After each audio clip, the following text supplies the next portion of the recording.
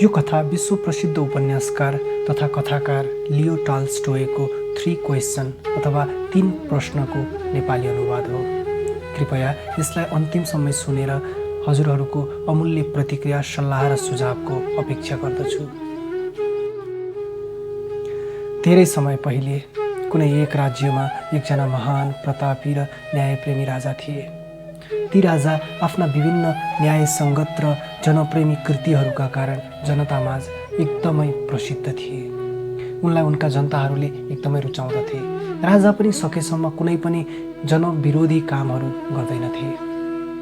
तर एक्कासी तिनै महान राजाको मनमा 3वटा प्रश्नले खुल्दुली मचाइरहेको हुन्छ।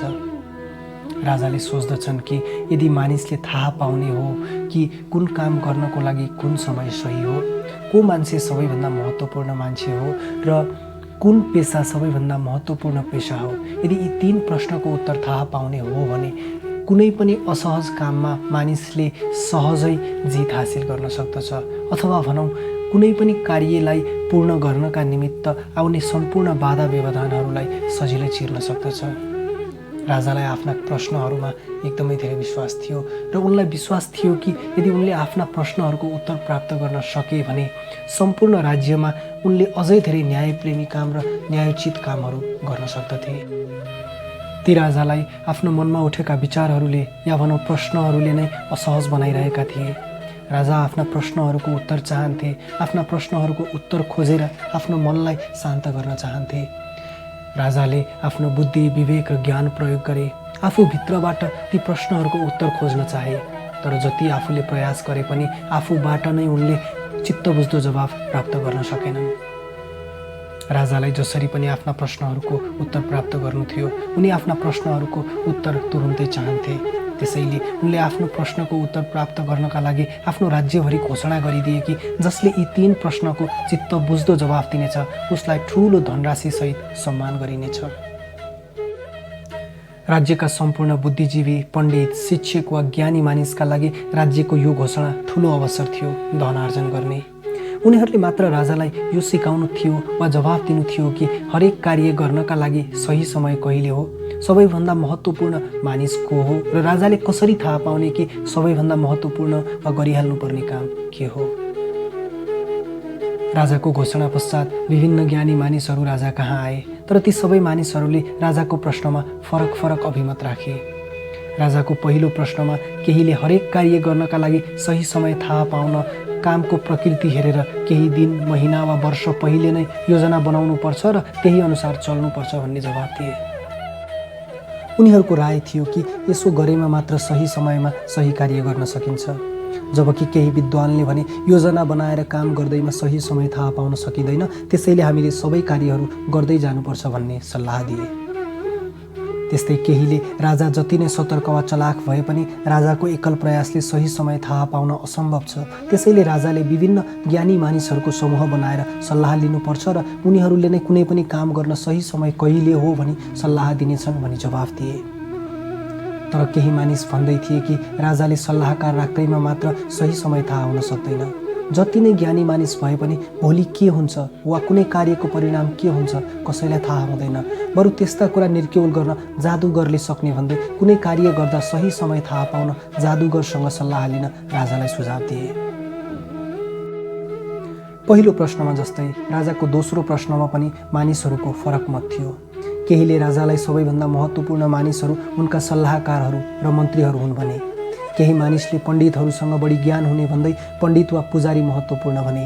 एवं रीतले अन्यले बिरामी उपचार गर्नुपर्ने भएकाले डाक्टर महत्त्वपूर्ण हुन्छ र केहीले सीमा रक्षा र राज्यका लागि सबैभन्दा महत्त्वपूर्ण मानिसहरू सेनाहरू हुन् भन्ने तर्क राखे। राजाको तेस्रो प्रश्न, सबैभन्दा महत्त्वपूर्ण काम वा पेसा के हो भन्ने प्रश्नमा पनि भिन्न जवाफ दिए। केहीले सबैभन्दा महत्त्वपूर्ण काम विज्ञान सम्बन्धी खोज हो भने, केहीले युद्धकला र केहीले धार्मिक पूजापाठहरू महत्त्वपूर्ण काम हुन् भन्ने तर्क राखे। सबैजनाका विचार फरक थिए, तर राजालाई चित्त बुझ्दो तर्क कसैको पनि लागेको थिएन। राजाले कसैलाई पुरस्कार पनि दिएनन्।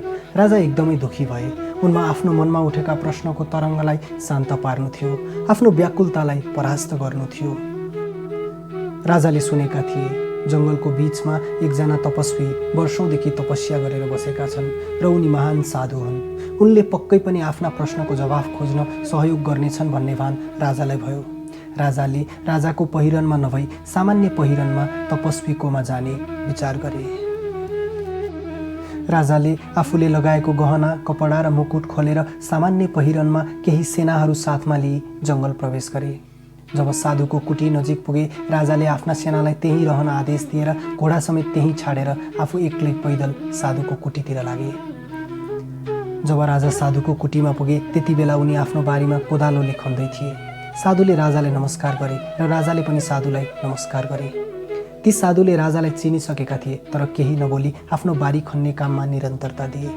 तपस्वी उमेरले वृद्ध र कमजोर भइसकेका थिए। हरेक पटक कोदालो उचाल्दा उनी अति कमजोर देखिन्थे।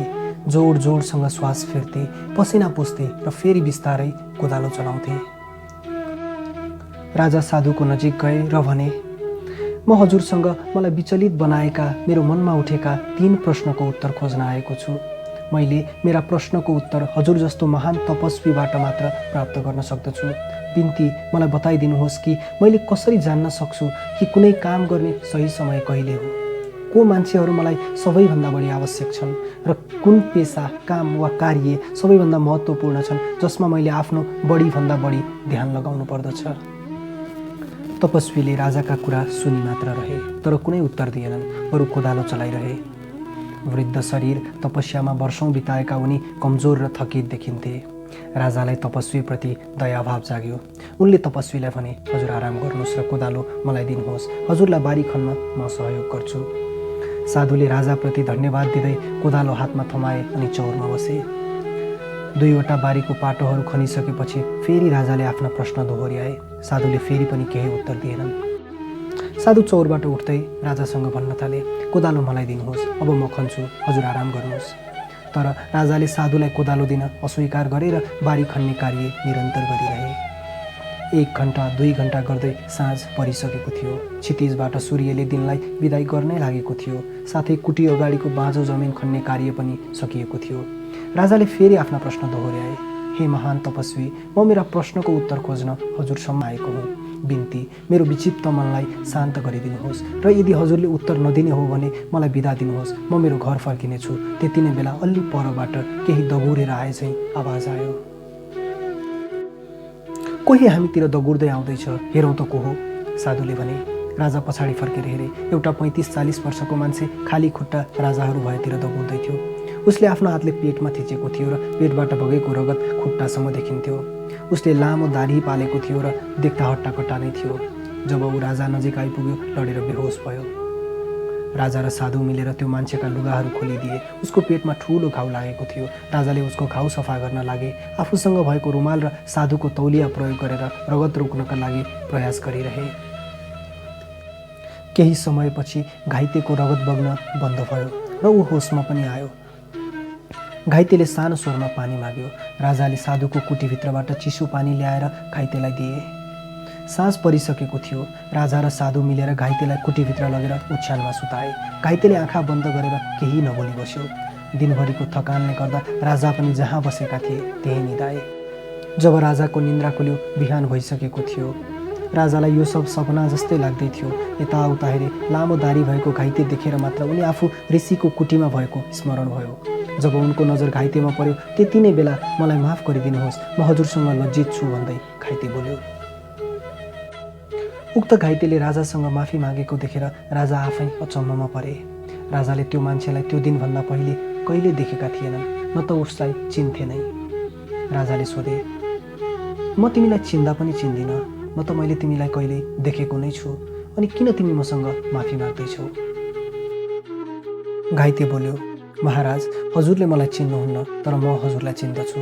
म तपाईँको त्यो शत्रु हुँ जसले प्रण गरेको थिएँ कि म तपाईँलाई एक दिन मार्नेछु, किनकि हजुरले मेरो दाजुलाई मृत्युदण्ड दिनुभएको थियो। उसको सम्पूर्ण सम्पत्ति जफत गर्नुभएको थियो। जुन दिन यो घटना घट्यो त्यो दिनदेखि मेरो मनमा प्रतिशोधको ज्वाला दन्किरहेको थियो। जब मैले थाहा पाएँ कि तपाईँ जङ्गलमा साधुलाई भेट्न एक्लै आउनुभएको छ र एक्लै फर्किनुहुनेछ, मैले योजना बनाएँ कि तपाईँलाई फर्किने बेलामा मार्नेछु। तर दिन बितिसक्दा पनि तपाईँ नआएपछि म आफू नै साधुको कुटीतर्फ आएँ। म तपाईँलाई साधुको कुटीमा मार्न चाहन्थेँ। जब म आउँदै थिएँ तपाईँका सैनिकहरूले मलाई पहिचान गरे। उनीहरूले थाहा पाए कि म हजुरलाई मार्न आएको छु। त्यसपछि उनीहरूले ममाथि आक्रमण गरे। म भाग्दै भाग्दै यहाँसम्म आइपुगेँ र हजुरको चरणमा आइपुगेँ। म जसलाई मार्नका लागि आएको थिएँ उसले नै मेरो जीवन रक्षा गर्यो। मलाई माफ गरिदिनुहोस् महाराज।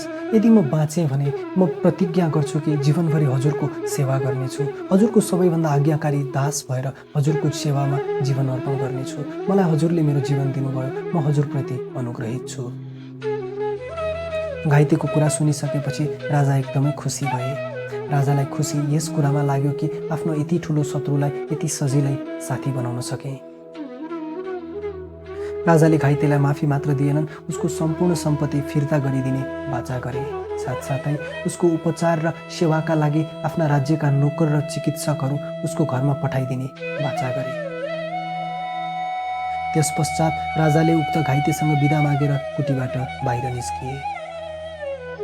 उक्त कुटीबाट दरबार जानुभन्दा पहिले राजा आफ्ना प्रश्नहरूको उत्तर चाहन्थे। उनले उक्त साधुलाई चारैतिर खोजे, देखेनन्। जब उनी फर्केर हेरे, अघिल्लो दिन आफैले खनेको बारीमा साधु केही बिउ छर्दै थिए। राजा तपस्वीको नजिक गए, उनलाई अभिवादन गरेर भने, हे महान तपस्वी, म हजुरसँग अन्तिम पटक अनुनय गर्छु। बिन्ती, मलाई मेरा प्रश्नहरूको उत्तर दिनुहोस्। महाराज, हजुरले मलाई जुन प्रश्न हिजो सोध्नु भएको थियो ती प्रश्नहरूको त उत्तर प्राप्त गरिसक्नु भएको छ। अब कुन प्रश्नको बारेमा कुरा गर्दै हुनुहुन्छ? मुस्कुराउँदै साधुले सोधे। साधुको कुरा सुनेर राजा अचम्ममा परे। अचम्मित हुँदै सोधे, हे महान तपस्वी, हजुरले मेरा प्रश्नको उत्तर दिनुभएकै छैन।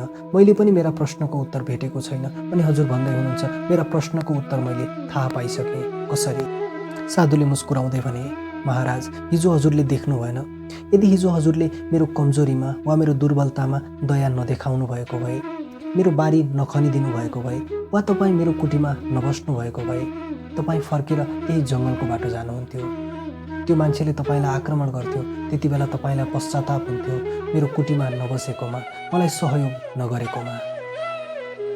त्यसैले जति बेला तपाईँ मेरो बारी खन्दै हुनुहुन्थ्यो त्यो नै सबैभन्दा महत्त्वपूर्ण समय थियो। त्यति बेला सबैभन्दा महत्त्वपूर्ण मानिस म थिएँ र मेरा लागि केही राम्रो गर्नु त्यति बेलाको सबैभन्दा महत्त्वपूर्ण काम थियो।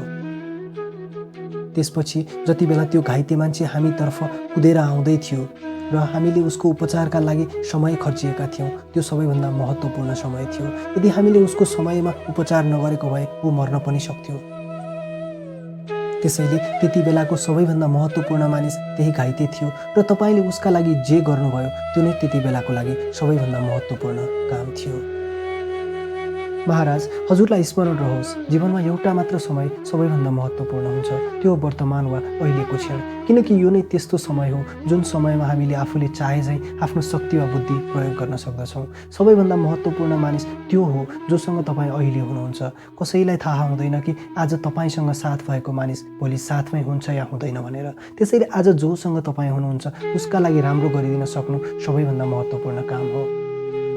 साधुको कुरा सुनेर राजा एकदमै खुसी भए।